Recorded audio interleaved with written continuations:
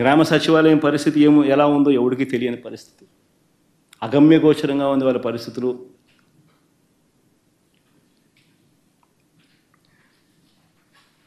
ఈరోజు ఇంత దారుణంగా ఉన్న ఒకవైపున వ్యవస్థలన్నీ కూడా దారుణంగా అప్పటితో కంపేర్ చేస్తే దారుణంగా వ్యవస్థలన్నీ కూడా వెనక్కిపోయిన పరిస్థితులు ఒకవైపున కనిపిస్తూ ఉంటే, మరోవైపున సంపద సృష్టి, ఇది వెరీ ఇంపార్టెంట్.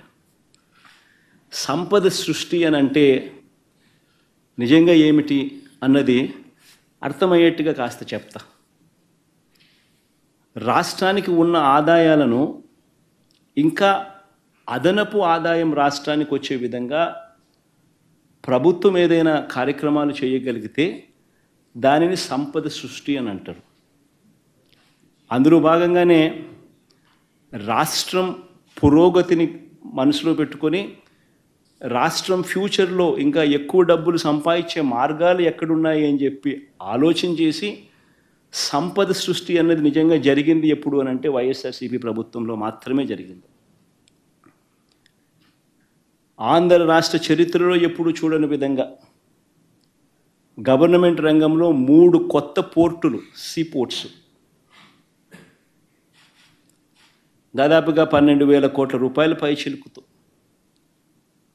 3 కొత్త పోర్ట్లు, 12-13 వేల కోట్ల రూపాయలతో 3 కొత్త పోర్ట్లు నిర్మాణం వేగంగా కూడా సాగి, దాదాపుగా ఒక పోర్టు అయితే 65%, మరో పోర్టు దాదాపుగా 30-40%, ఇంకొక పోర్టు దాదాపుగా 25-30% పూర్తి కూడా అయిపోయింది అప్పటికి.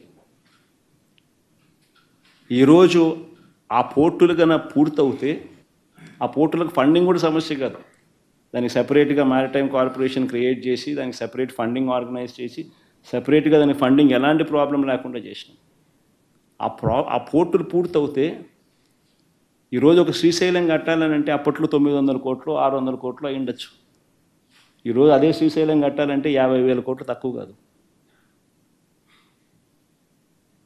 That is the value of assets. ఈ పోర్ట్లన్నీ రేపొద్దున లక్షల కోట్లకు వాల్యూస్ అవుతాయి. ఈ పోర్ట్లు కానీ, ఈ మెడికల్ కాలేజెస్ కానీ, ఇవన్నీ కూడా 17 కొత్త మెడికల్ కాలేజీలు కడతా ఉన్నాం. 17 కొత్త మెడికల్ కాలేజీలు, 5 మెడికల్ కాలేజీలు మా హయాంలోనే పూర్తయ్యాయి.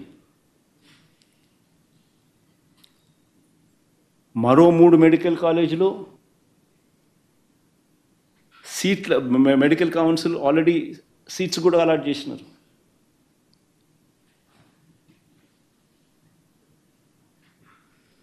ఇలాంటి ప్రాజెక్టులు పూర్తవుతే దానిని సంపద సృష్టి అని అంటారు. ఇవి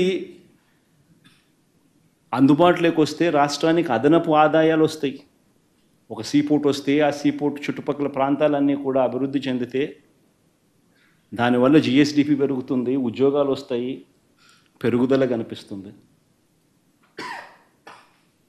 మెడికల్ కాలేజీలు వస్తే ఖర్చులు తగ్గుతాయి, టెరిషరీ కేర్ అవైలబుల్గా ఉంటుంది.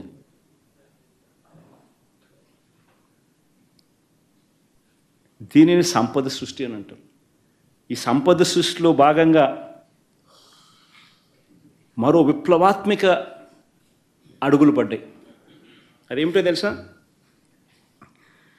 ఆ రోజుల్లో నిజంగా మనమంతా కూడా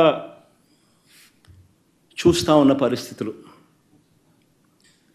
అతిపెద్ద సమస్య దాదాపుగా రైతన్నలకు 18 లక్షల పంప్ సెట్ కనెక్షన్స్ ఉన్నాయి. దీనికి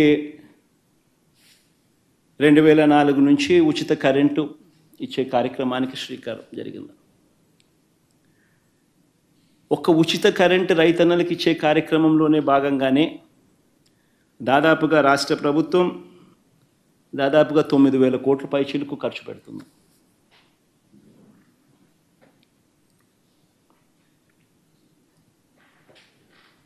ఈ దాదాపుగా